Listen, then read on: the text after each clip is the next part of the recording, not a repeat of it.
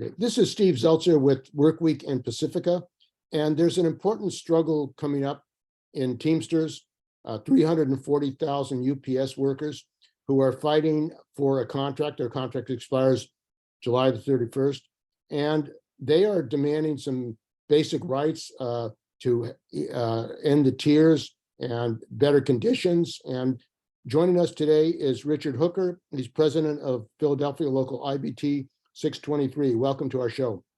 Thank you, good brother. Thanks for having me.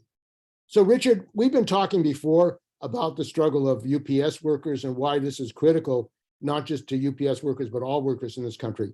So why don't you give us an update on the struggle, where are UPS workers at, and what are the issues that they face today? Well, we have 33 days left before the contract expires, and we are really at a crossroads.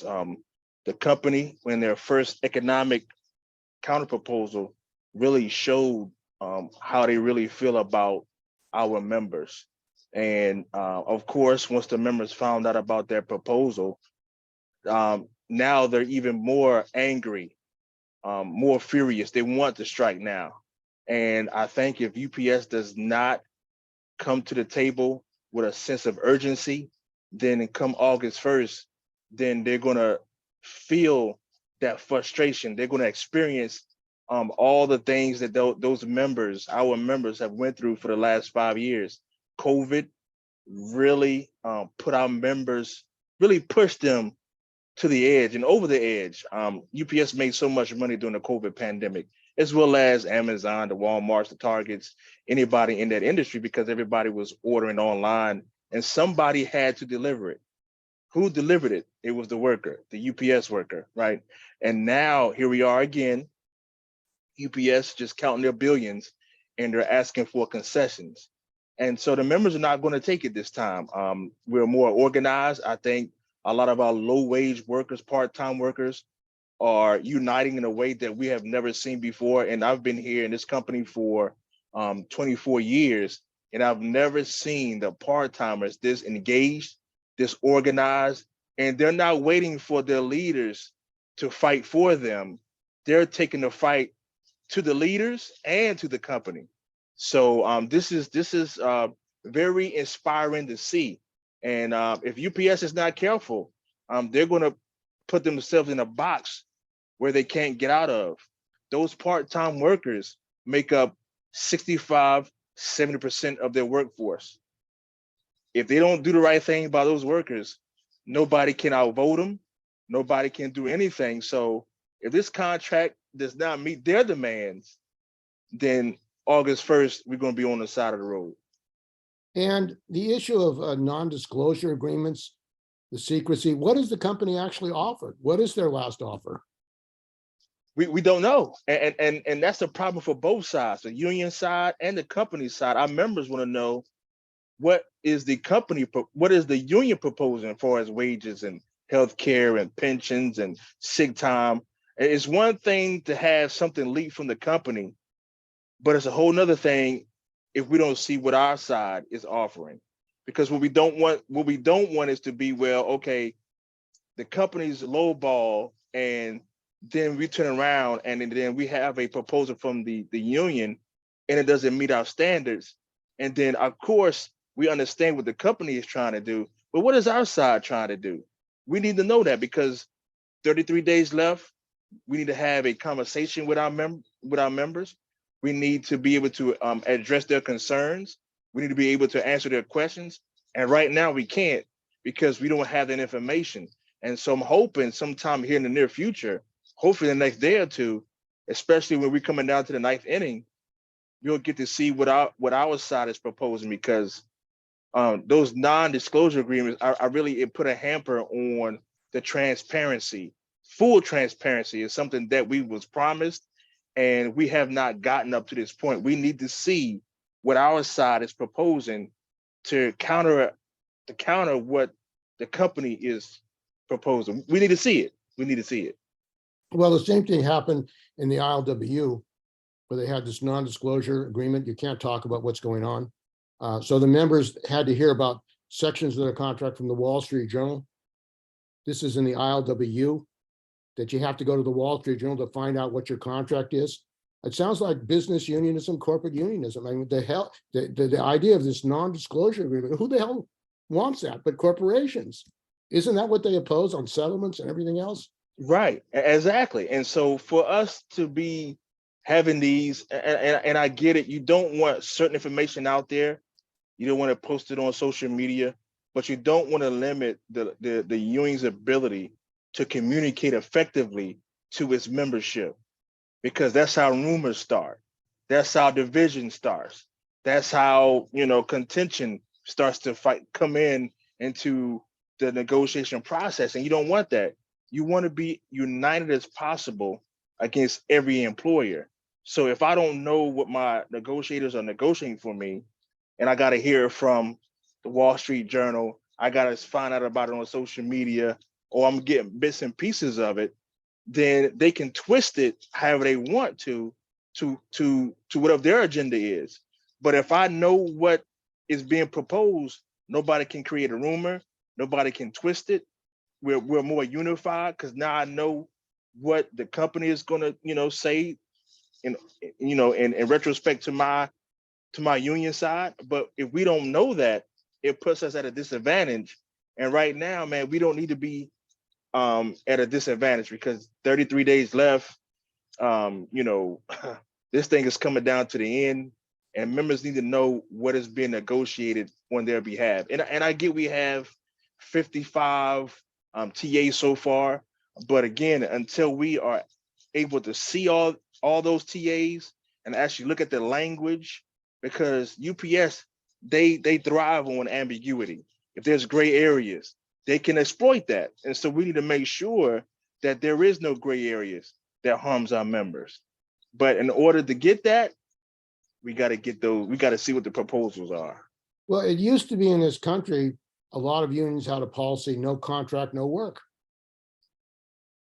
Right? ILW used to have that, no contract, no work, but it seems that we're going away from that. And in the case of the ILW, they were without a contract for 11 months, a proposed contract. They still don't have a contract. They still don't even know what the contract is. So it sounds like a serious issue. And the issue of democracy, membership control, why don't you talk about the difference between this campaign and what you experienced with the Kerry campaign when you did have a national strike? I was still in high school when Kerry was in office.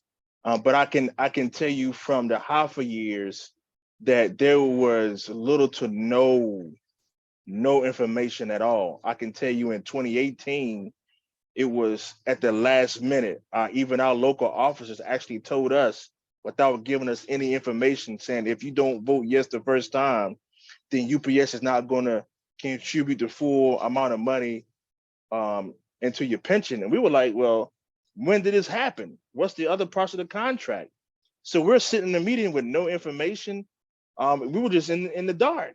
And and this under this administration, with O'Brien, the information has been better, but there has still been I want to say a total brownout, but there has been some situations where the members just actually need to know more about what's going on, especially this late in the game. Like if you ask a member, just a member who comes to meetings and stuff like that, hey, what is the union proposing for your wages?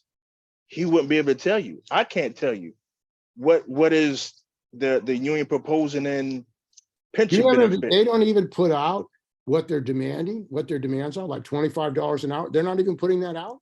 No, they're just saying we're demanding higher wages. What is that? What exactly? And so when our members ask us, for an example, at our last union meeting, had somebody come up to the mic, one of the members, hey, what are we asking for in wages? What's the dollar amount? I had to tell that member, we don't know. Well, what do you mean you don't know? You're the principal officer. Why don't you know what we are asking for in wages? I don't know. Well, again, why don't you know? Why is O'Brien keeping that a secret from the members? I don't know. And this the part that shocks me, because 5 years ago, Brother O'Brien, he was the president of Joint Council 10. And I remember this like it was yesterday. And I was actually very impressed with what he was doing. So I think every day or every couple of days, what Joint Council 10 would do was they would put out the proposals from the company and the union, and it would tell you on this date, they agreed to this. The company said yes to this. They said no to that. We counted with this. And it was a detailed description of what the company and union was doing, the date, the time. I was like, okay, this is good. He even had a Facebook live stream where people could actually call in and ask questions about the contract. One of my members from 623 actually called in and talked about what our local leaders were doing. And it was refreshing to see that a leader would actually put all of it out there. There was no ambiguity. Everything was transparent. We knew where his members knew what was going on. And I thought, based on what he did in 2018, when it comes to that kind of transparency and that level of transparency, that we were going to get that during this negotiations. Now that he's the general president, I thought that we were going to get that type of transparency. By us not getting that, and then if you look at the history of the last two contracts, don't forget, you still have people negotiating this contract that negotiated the 2013 contract, which was bad, and the 2018 contract, which was bad, and they're still negotiating our contracts. So there's always going to be a level of anxiety, like, man, these guys are still there. And I get Why it. don't they have a new, why don't they have a new negotiating team? That's above my pay scale there.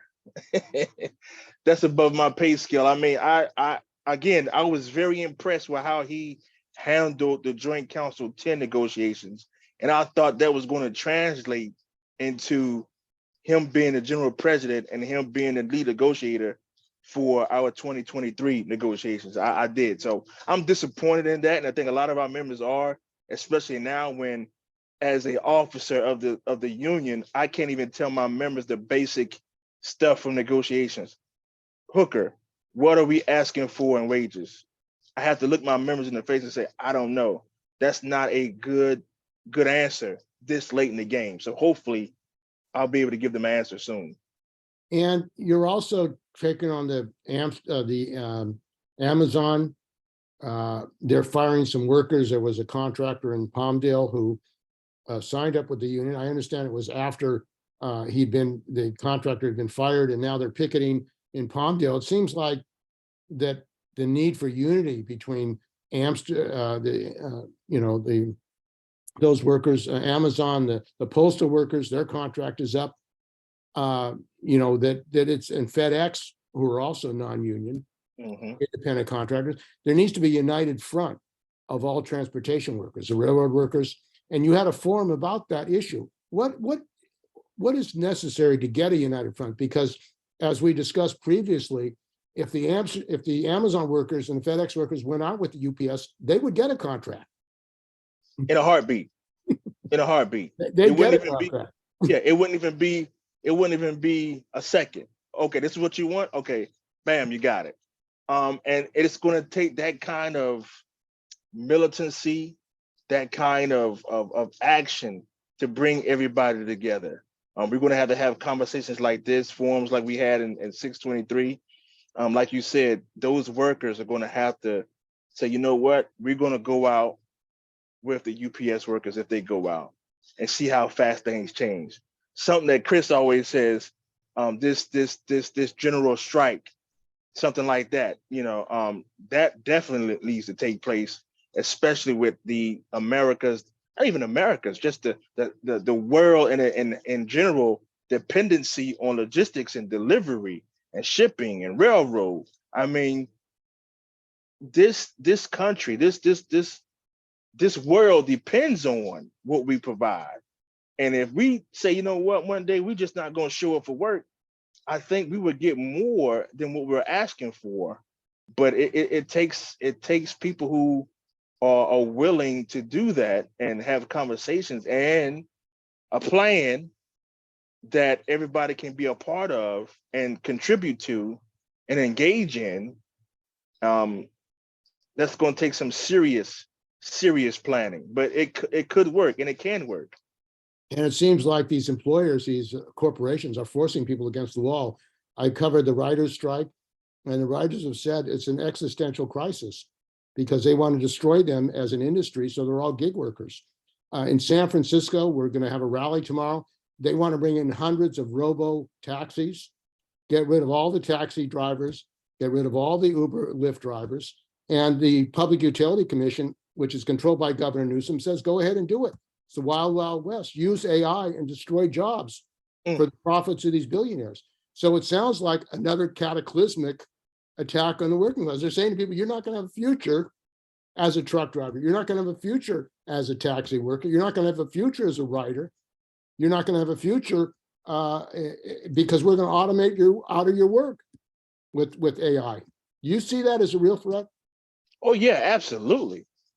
We did a show. Me and Chris Lavera did a show on Sunday, and we had some members from Local 399 out in the West Coast who do some movie work, and they were telling us that these screenwriters, what AI is doing and what they're capable of doing is that they can take a script that the writer wrote, give it to this AI, and they can take the first 2 seasons of that script that the writer wrote and then just translate that into seasons 3, 4, 5 infinitely.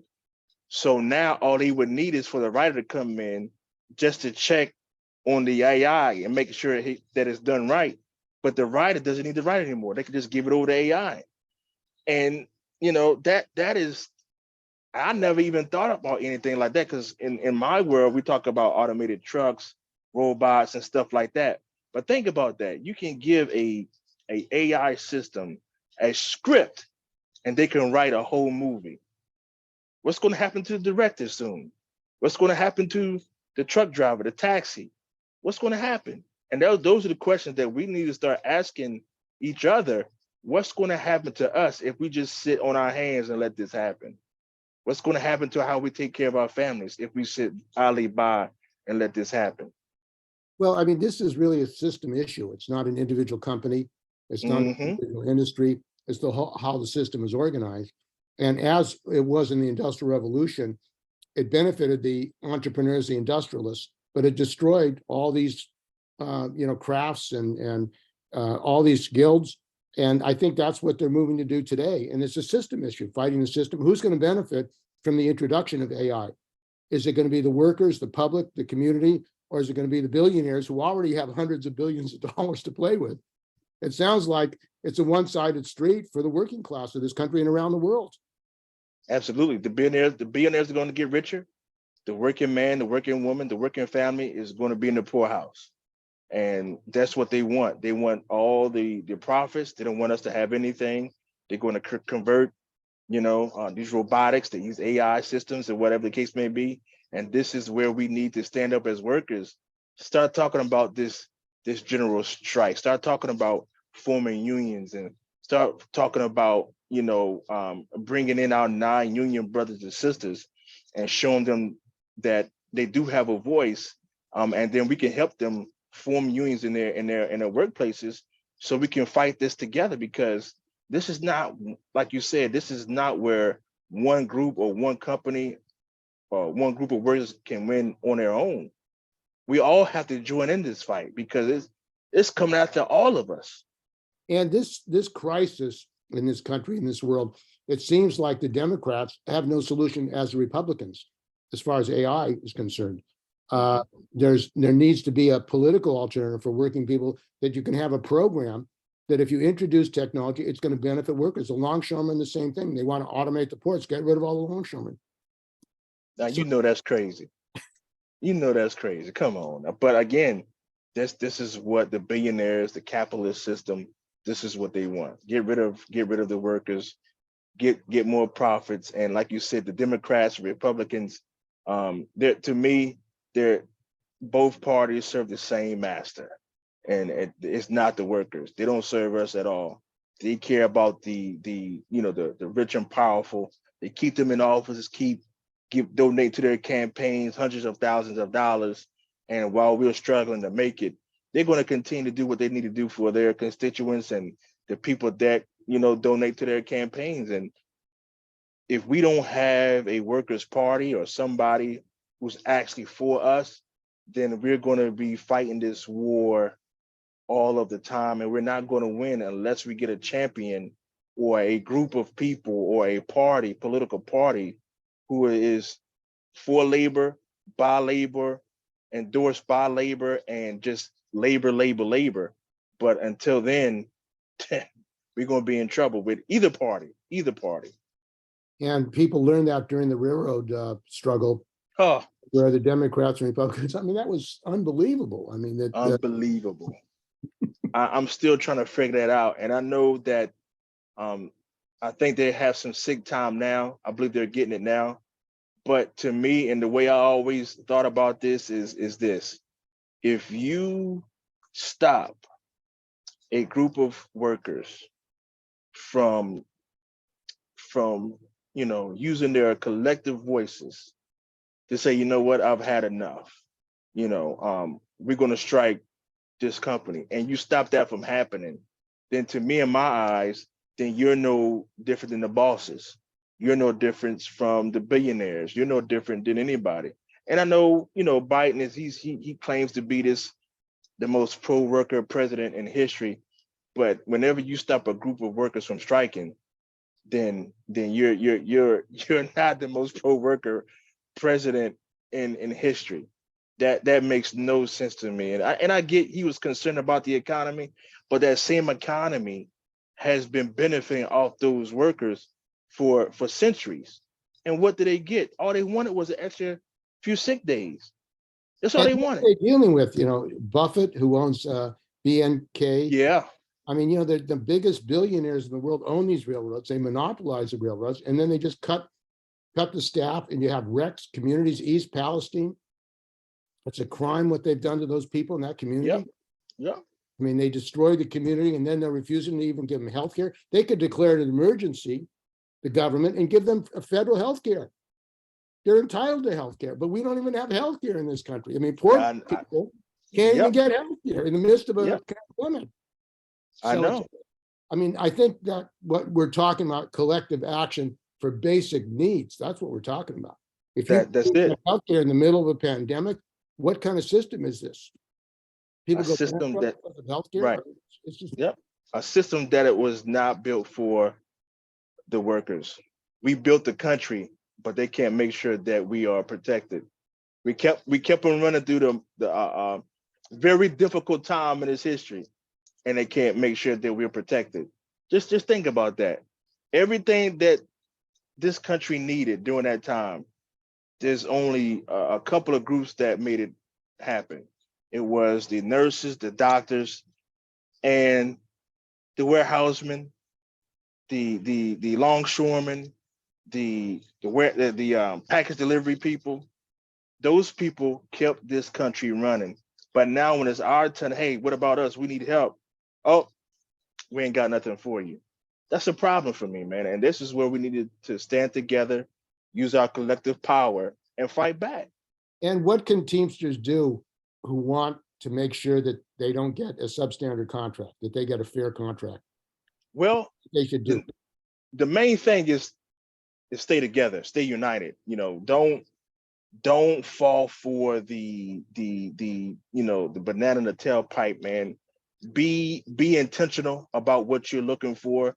If you are demanding $25 an hour, if you are demanding certain things, make sure you let your negotiators know that, right? And don't settle for less, because there were a lot of promises that were made over the last couple of years, and for us to come this far, not to get those things that are important to us, would be a shame. So we make sure that we hold everybody accountable, the company, our leaders, and also get with the public, get with your state, local, city government, and let them know, hey, listen, we need to stand together on this issue of making sure that UPS workers get what they demand and deserve, because if they get it, then it's going to uplift the Amazon worker, the Walmart worker, and all these other industries that are connected with the type of work that we do.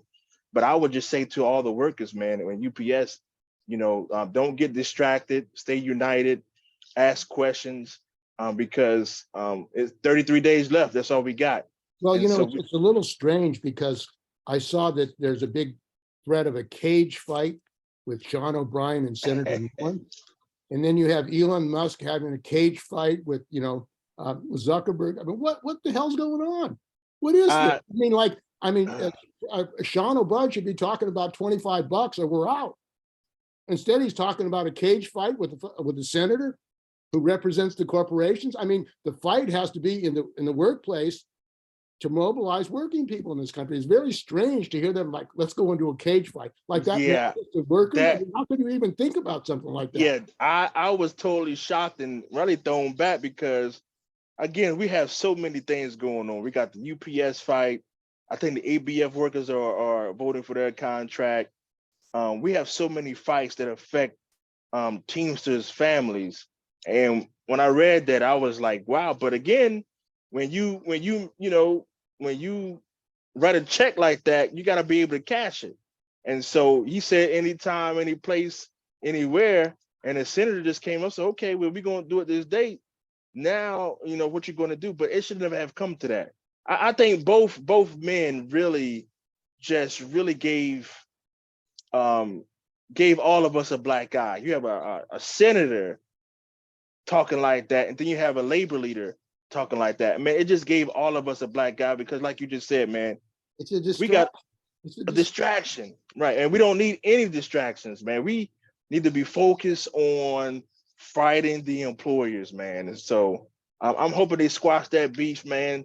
But if not, then he's gonna have to show up in I believe Tulsa, Oklahoma, man. He's gonna have to put up or shut up. So I mean, well, how about a rally of 1 million workers? I'd like to see that. A yes. rally of 1 million workers. But screw the cage. The cage. Yes. How about 1 million workers showing up in Washington, D.C. and Los Angeles and around this country? That's the kind of fight I want to see. Absolutely. That's something that, I would love to see 1 million workers in front of the Capitol building, in front of Teamsters headquarters, in front of down there in Atlanta, down in UPS. Those are the fights that we need to be focused on. And I would love to see, like you said, workers just in front of those buildings demanding more from their leaders. 25 for all workers. For all workers, that would, like you said, that would be the fight of all fights, right? That would be the fights of all fights. So I'm all for that. Okay, well, I want to thank you very much for joining us. We've been talking to Richard Hooker. He is the leader of Philadelphia Local 623, talking about this upcoming contract fight in UPS and the struggle of all workers, because as we've discussed, AI is an existential threat to workers throughout this country and the world. So thanks for joining us on Work Week in Pacifica. Thank you, good brother. Appreciate you. Okay, very good. Okay, very good. Yep. All right, good brother. Well, I just talked to